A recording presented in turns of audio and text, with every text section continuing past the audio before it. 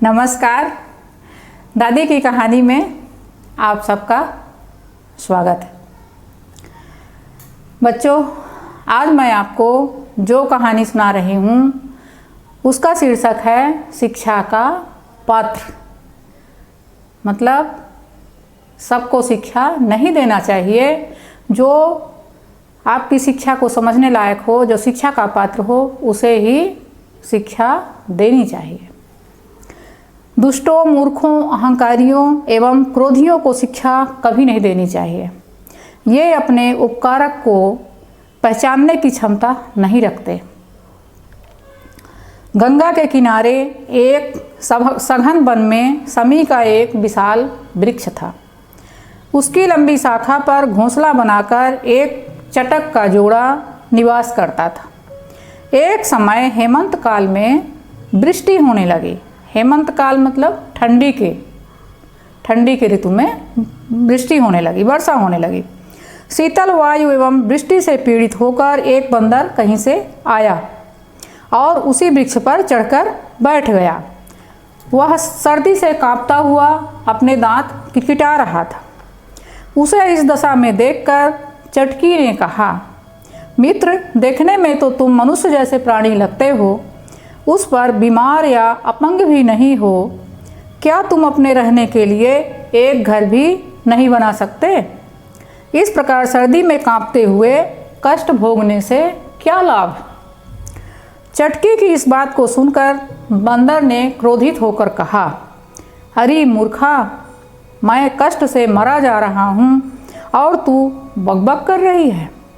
छोटी सी चिड़िया होकर मुझ जैसे बुद्धिमान प्राणी के सामने अपना ज्ञान बहार रही है। चिड़िया ने कहा, यदि तुम बुद्धिमान होते तो आज सर्दी से कांप नहीं रहे होते। ऐसी बुद्धिमत्ता किस काम की, जो प्राकृतिक कोप से रक्षा करने में भी समर्थ ना हो। यदि तुमने घर बनाया होता तो आज सुखपूर्वक उसके गर्म कक्ष में बैठे होते। बंदर इस पर अत्यंत क्रोधित हो उठा।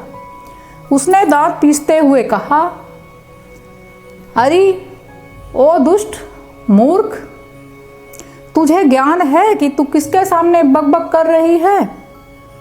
मैं वानरराज अग्निमुख हूँ। मेरा 100 बंदरों का जत्था है। सभी ने मुझे सबसे शक्तिशाली और बुद्धिमान समझकर अपने जत्थे का मुखिया बनाया है। जत्था मतलब समूह। सबने मिलकर मुझे अपने समूह का मुखिया बनाया है। हो सकता है, किसने कहा? चटक ने कहा, अपने चटकी ने कहा कि हो सकता है, परंतु मुझे विश्वास है कि वे सभी इस समय कहीं न कहीं बैठे ठंड से कांप रहे होंगे। वानरराज, मैं तो तुम्हारे भले के लिए ही कह रही हूँ। अब इस कष्ट से शिक्षा लो और जैसे ही मौसम ठीक होता है, स्वयं अपने लिए एवं अपने जत्थे के बंदरों के लिए घरों का निर्माण कर लो। देखो, मैं एक छोटी सी चिड़िया हूँ, परंतु फिर भी एक घोंसला बनाकर रहती हूँ। बंदर ने क्रोध से कांपते हुए कहा, मतलब बहुत गुस्सा हो गया। उसने क्रोध से कांपते हुए कहा, अरे दुष्ट, तुझे अपने इस घास फूस से बने घोंसले का बड़ा अहंकार है, बहुत घमंड है। ठहर जा, अभी मैं तुझे अपनी शक्ति से परिचित कराता हूँ। बंदर ने एक ही झटके में चटक और चटकी के घोंसले को छिन्न भिन्न कर दिया। चटक और चटकी कठिनाई से अपने प्राणों की रक्षा कर पाए। पेड़ की ऊंची शाखा पर बैठे हुए एक काग ने कहा, काग माने कौवे ने कहा, इस विश्व में सहृदय होना अच्छा है, किंतु सहृदयता के कारण प्रत्येक प्राणी को सहृदय और विवेकी समझना मूर्खता है। मूर्ख पक्षी, क्या तुझे मनु स्मृति का वह श्लोक स्मरण नहीं, जिसमें कहा गया है कि शिक्षा मतलब ज्ञान की शिक्षा का दान पात्र देखकर ही करना चाहिए।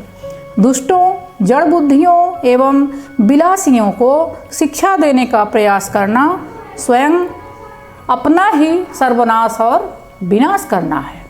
धन्यवाद।